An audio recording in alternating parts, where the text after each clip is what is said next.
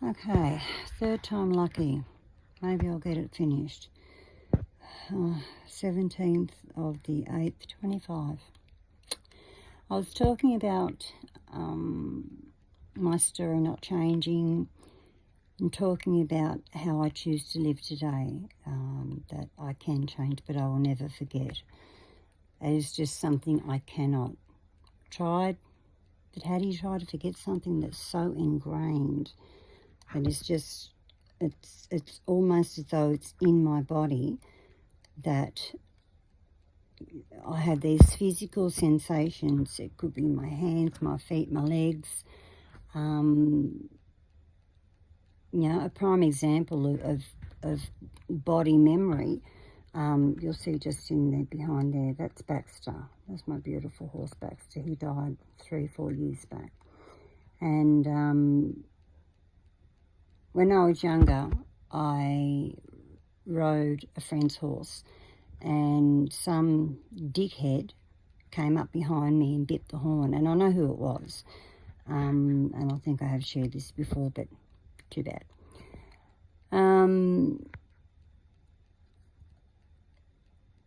The horse bolted, pig-rooted, took off.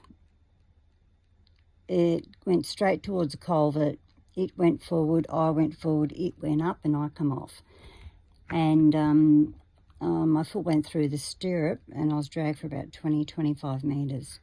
And all I could hear was this lady slapping and going off at her husband because he just come right up the arse of the horse. I was way off the road. He had no reason to do it whatsoever. However, that's not the point that I was talking about.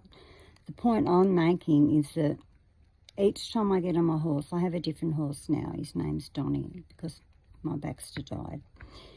And that was actually a really shitty year because Baxter died, and then 3 months later my mum died, and then 3 months later Harry Barry balls, and not because of his balls.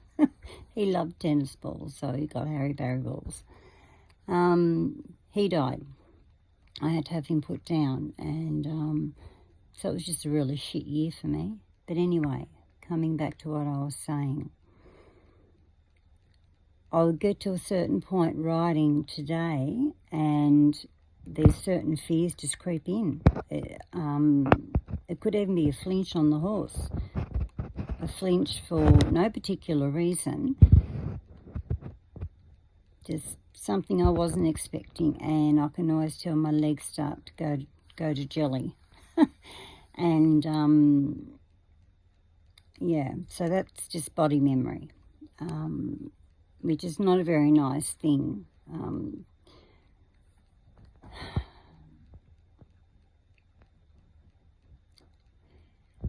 I'm going to believe that I don't ever believe that anyone is 100% better or 100% well, 100% over it. I was told a couple of years back it should only take you 2 years. 2 years at the most.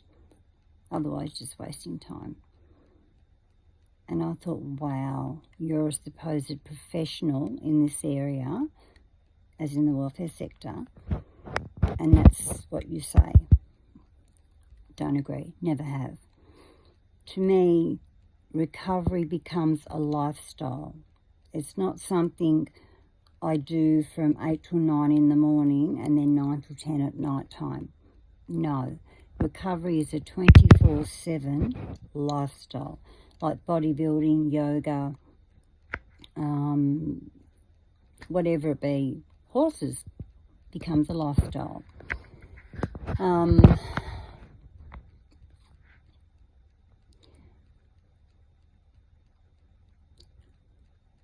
Learning to catch the triggers, learning to catch the warning signals, the warning signs, knowing when I'm going into a panic attack, knowing if I'm actually in a panic attack, and then being able to guide myself through whatever that be. If I can feel an emotion of some sort that's coming up, and I can utilise meditation. I'm not going to say that mindfulness, I hate that word, mindfulness meditation. It's just fucking meditation. It's just someone else's version of what's been around for a fucking 100 years. Anyway, come back to the point.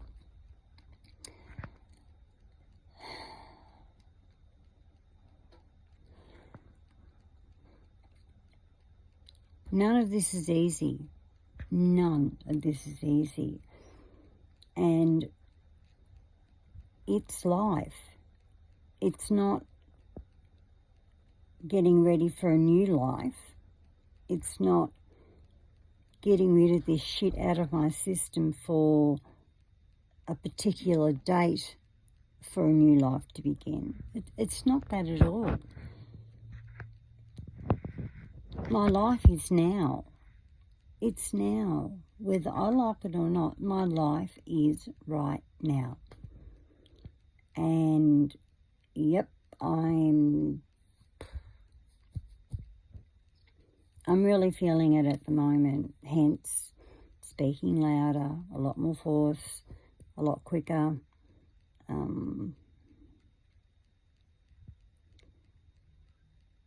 But at least I'm moving through it.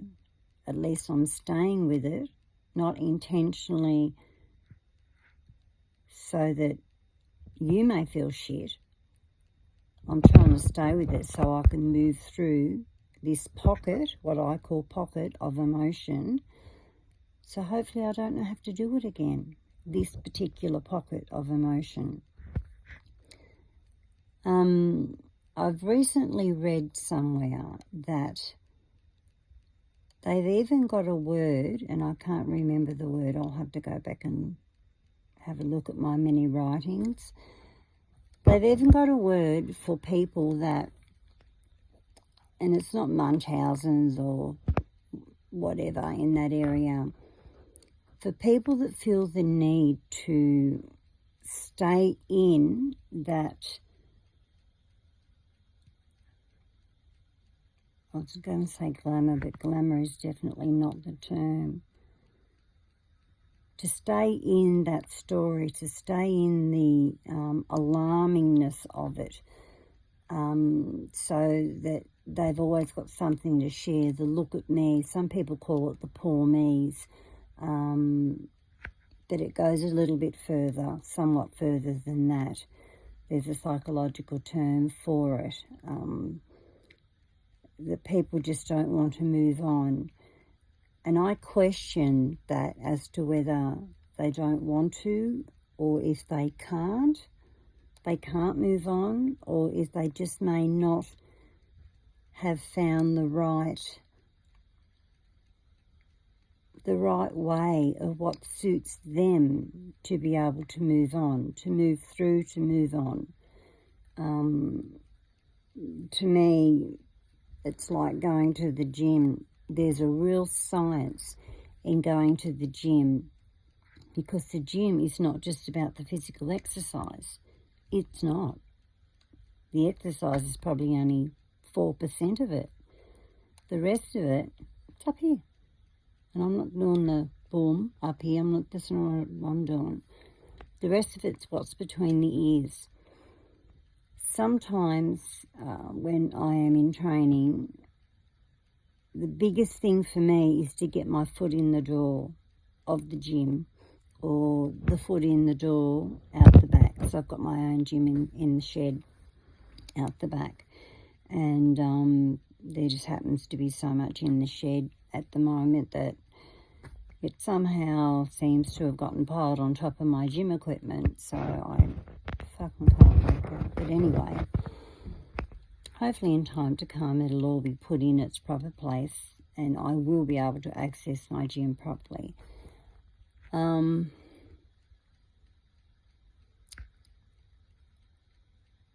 there is a real science to learning to live with, like I've said, the abuse that has happened, the shaming that has happened, the loss of not just integrity, but especially innocence, the loss of innocence. And it doesn't matter what age. It really doesn't matter what age a person is. I'm not going to say you are. It doesn't matter what age a person is. If they're sexually abused, the same emotions and the same feelings and the same questions are there. There is a great series on TV. I don't know if it's based on a true story. Unbelievable. If you ever get the chance to watch that series, please watch it. About a serial rapist, and especially the very first girl, young girl, whom was drugged, and she tried to tell the police officers, and they made a joke of her. They made a fucking joke of her. And the young lady that played the part, again, she did a great little job. Not little, but she did a great job. She's a wonderful little actress.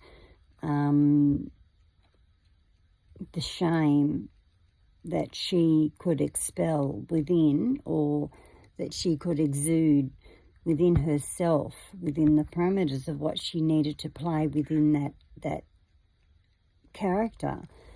And all the characters around, they all played the part really well as well.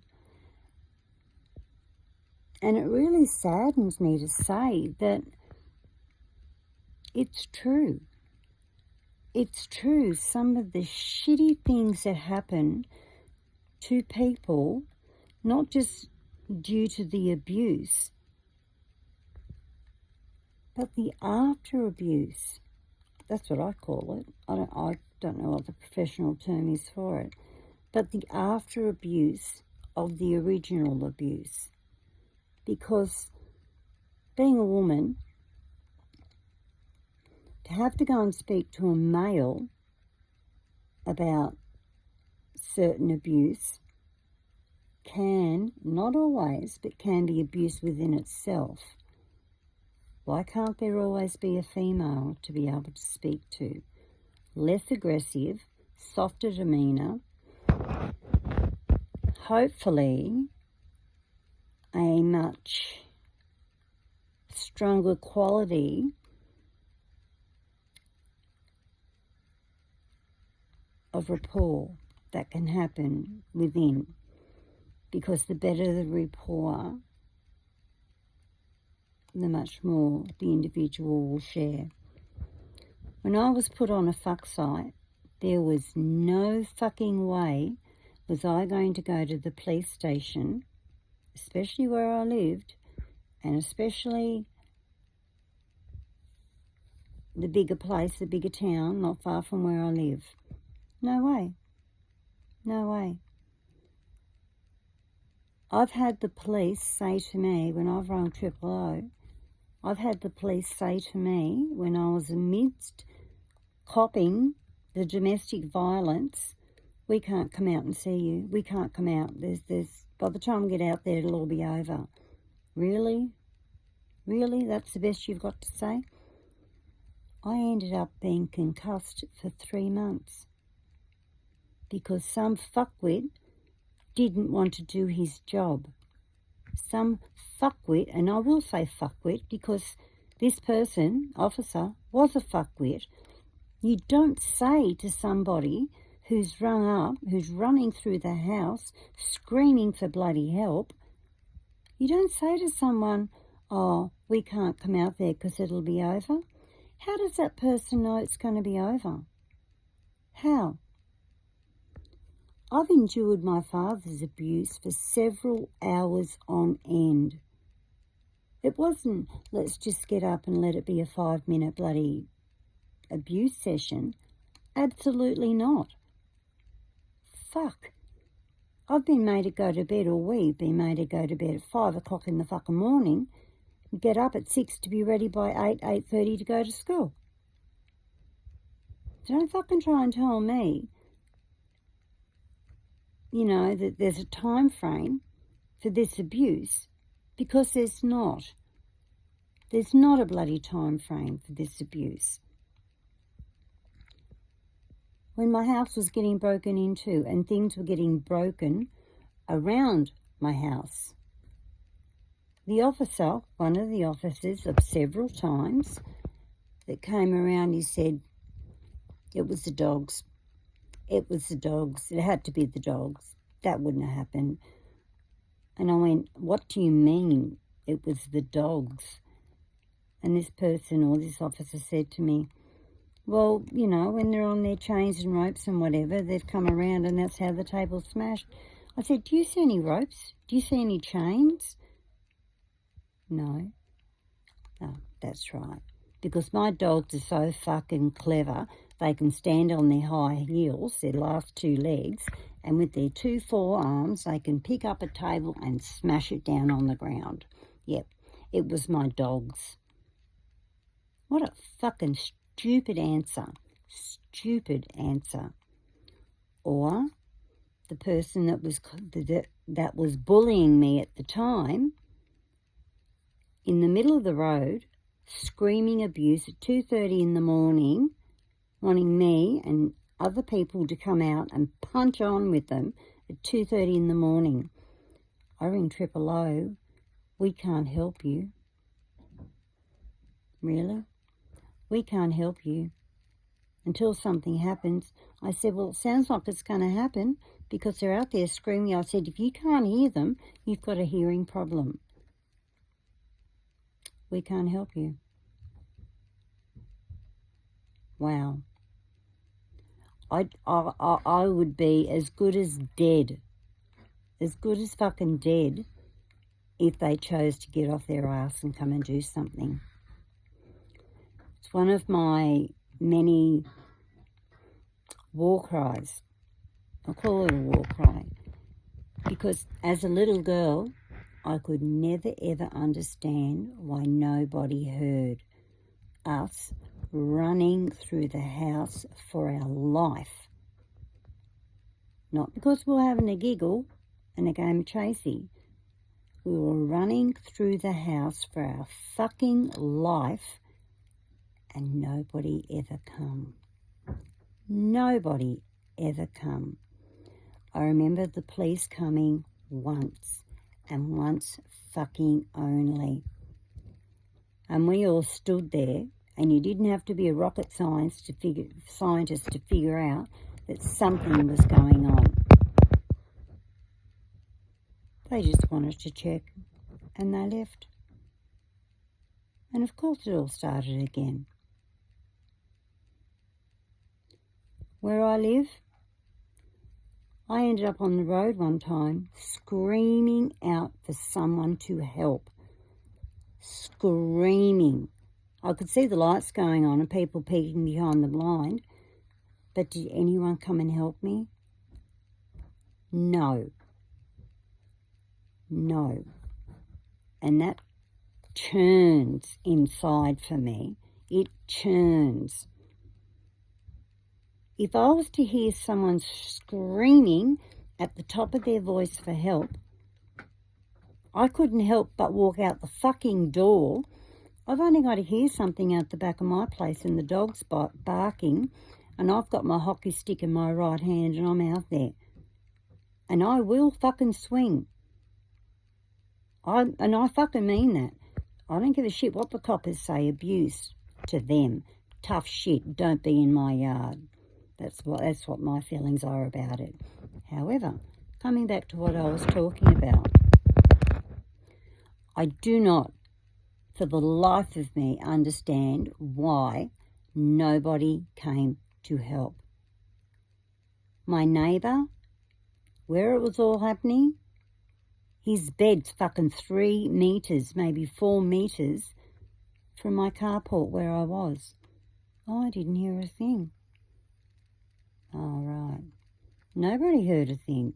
Is that why they were all standing across the road at the neighbours at 8:30, 9 o'clock the next morning, all talking about what happened at my place the night before? fucking unbelievable. People, you know, and there's all this bullshit that people choose to put on their Facebook. Speak even if your voice shakes. Oh, I'm always here.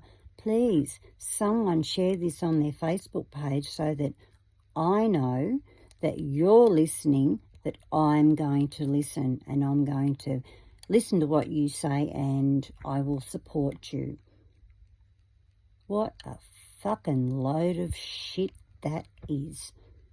And it is. To me, people only put that on there because it makes them or helps them to supposedly feel good. Supposedly feel good.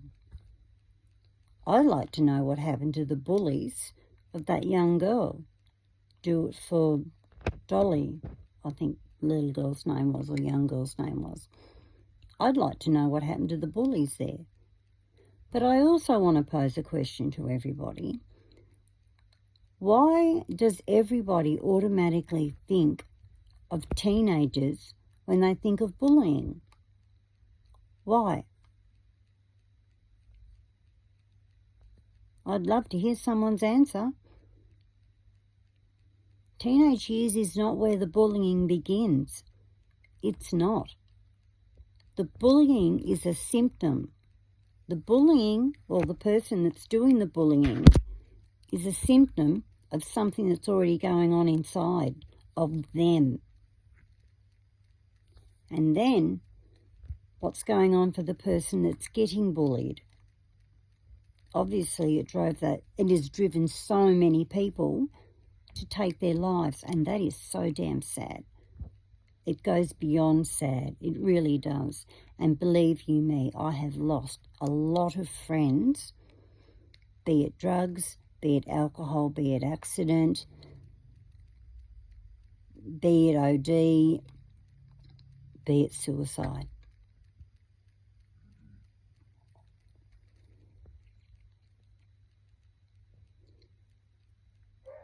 I've said a million times that Are You OK Day is a load of fucking bullshit. Waste of money. Because all you do is get a referral to go to the community welfare, and then you put on a list, and you could be on that list for 18 months. That is not support. Go to the hospital. I remember one young man hung himself in hospital. His parents took him there because he was unwell. He'd been discharged. He was still displaying the same symptoms. His parents took him back to the hospital. They put him in a room on his own. He used the hand thing that you pull yourself up with. He used that to hang himself.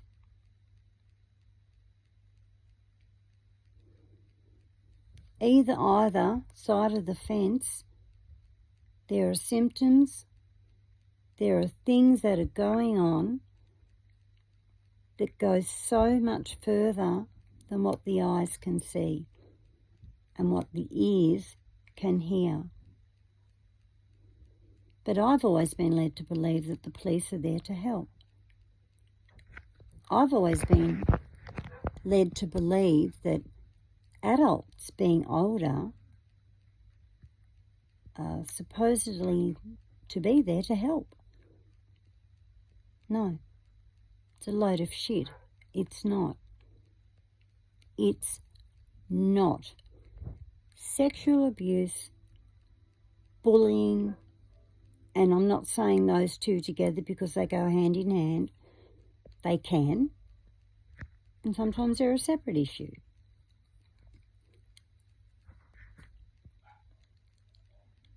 There is so much to be said for honesty. There is so much to be said for people who can't do their fucking jobs properly, or won't, don't, or can't do their jobs properly.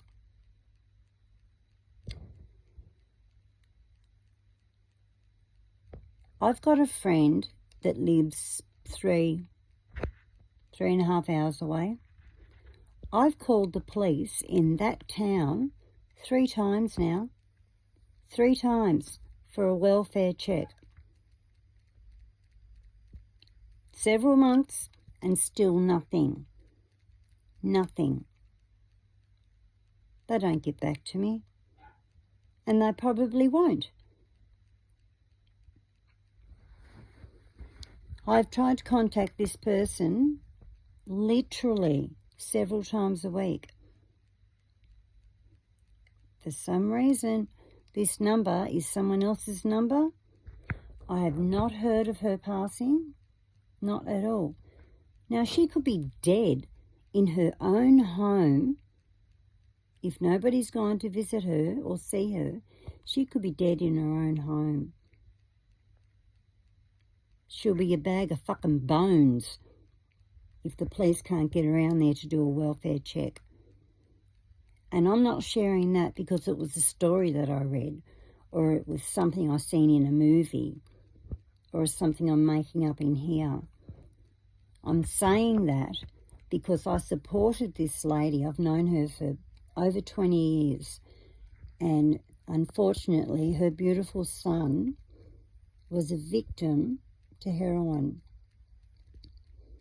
Yes, it becomes a choice once a person is aware that there is a choice. Sometimes some addictions, doesn't matter how clever or smart as an individual we all are, sometimes they just can't be got away with. You just can't get away from it. You know, like,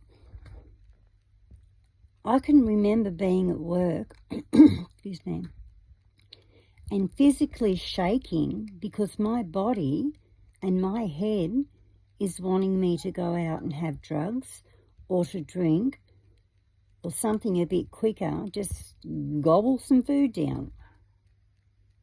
You know, drugs and food are probably miles apart when it comes to severity, or there's a word here that I'm trying to think of. Obviously, there's a lot more danger in drugs than what there is in food. I read of a lady that had, I'm not sure if it was a gastric bypass or a gastric band or a sleeve. I'm not sure which one she had, but I remember reading that she, for what reason, wasn't able to address her emotional issues as to why she was obese. And I don't say that to be mean, it's just the reality of the situation, and why she couldn't stop overeating. So she went and had this operation done on her stomach. Still, she couldn't find, I'm taking a wild guess here, was unable to deal with her emotions. She binged and binged and binged, and because the food had nowhere to go, she choked. She choked. She was trying to eat to stuff those feelings down, just as people drink to try and get all soft and wafty so they don't have to feel that feeling. And to be a drug addict, you're off your fucking head so you don't have to feel anything at all. You know, people gamble. They get hooked on that adrenaline of gambling. Oh, the next one, it's the next one, because they're not thinking of self. But all of them are symptoms of what's going on inside. And that is the fucking scariest thing in the world, to be able to look at self, to be able to delve within oneself, and not just pinpoint but just to be able to look within. Sometimes that can be more scary than what it is to go ahead and use or drink or overeat or gamble. Sex addicts, you name it. Anything can be an addiction. Anything. If it gets you out of you and you're using it in a fashion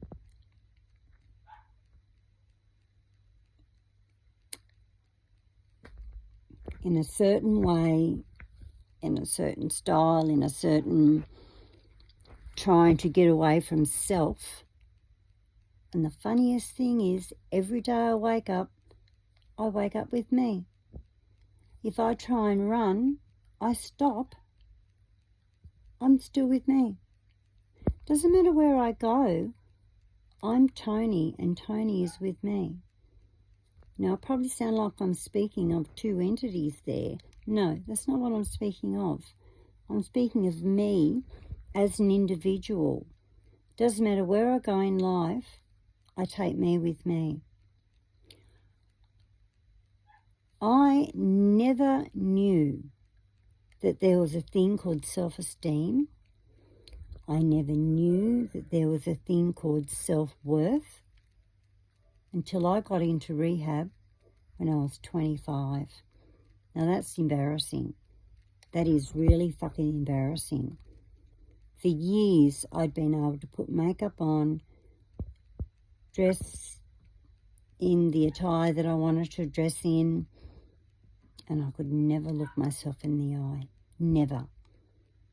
Because I couldn't stand what I seen. I could not stand that feeling, that overwhelming sense of nothingness. It's like two paradoxes happening at the same time. The nothingness, yet everything all at the same time. As crazy as that might sound, someone said that to me early in sobriety, and I related to that straight away. I don't know how anybody learns to love themselves. I don't know how anybody learns to even like themselves. I'm kind of getting the feeling that it's like a lifestyle. Maybe that's an angle that I need to look at. Everything else becomes a lifestyle, part of my life, into my lifestyle. But that's fucking sad. I was never ever shown how to love myself, how to even like myself. When you get told something often enough that you're fat and ugly and not worth shit, you begin to believe it. You begin to believe it.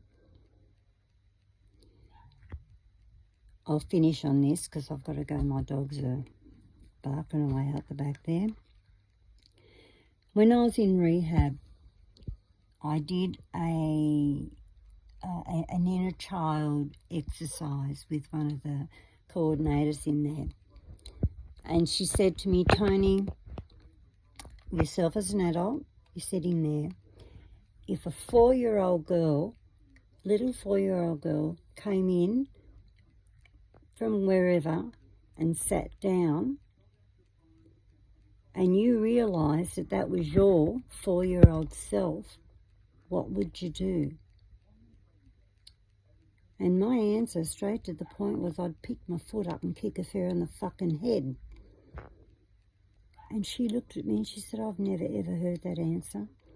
She said, everybody generally says I would pick that little girl up and hug her and tell her how much I love her and how much she's worth.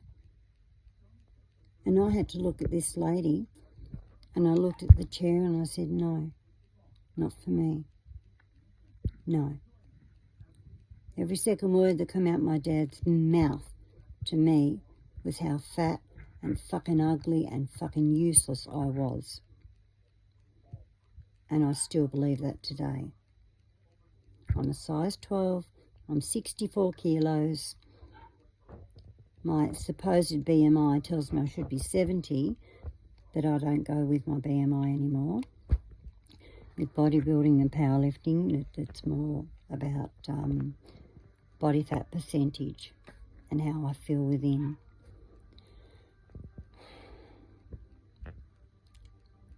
Even though I might be 10 to 12, I still look in the mirror and I see that big fat person, that big fat ugly person that I seen when I was growing up every time I looked in the mirror. I'm a 57-year-old woman. 57. And not one day in my life have I ever been able to say I love myself. And I'm sure as shit not going to be like those stupid women bathing my vagina in the sun, yelling, I love myself. The fucking stupidity of, Christ, I might be affected by a lot of things, but I'm not that fucking stupid that I would do something as dumb as that. Or I felt sorry for the young girl that, well, young girl, when I say young girl, I feel sorry for the girl that went ahead with it, for being gullible or feeling that she needed to be gullible enough to do whatever this lady said. And then after, the lady looked at her and said, do you feel better? And the girl said, oh yeah, of course I do. Yes, I do. I feel better. And I'm thinking, how? How?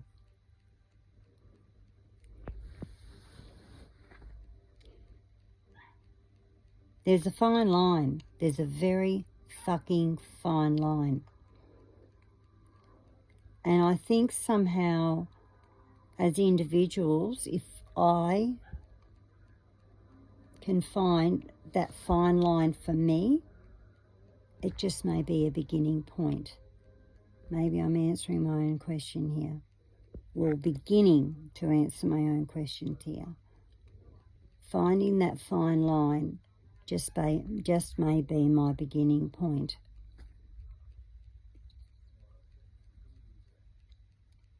Yeah. I hope I've made sense of people today, and I do apologise that this has taken 3 times. I'll try and get it all on the one. I don't know how to do that, but I'll try. So, yeah. Please take care. Please. And if you're needing support, please reach out. Reach out. You know, I'm here. You can always text me, DM me or PM me, whatever the term is. I will always answer back. Always. It's something that I do. I will answer back.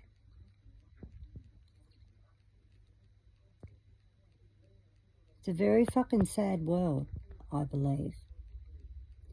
And trying to find some kind of sanity and some kind of sane balance in it is a challenge within itself. It truly is just a challenge within itself.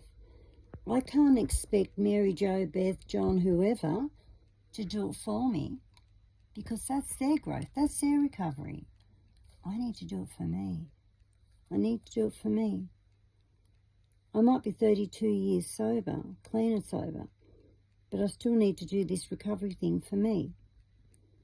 And if you're wondering why my eyes are looking a little glazed over, I'm not stoned. I've been crying. That's why the breaks and whatever in my talking. Because this shit's real. This shit is real. And this shit is really fucking painful. Might have happened many years ago, decades ago, but it's still very fucking painful. Please take care and please reach out if you need help. please. Bye.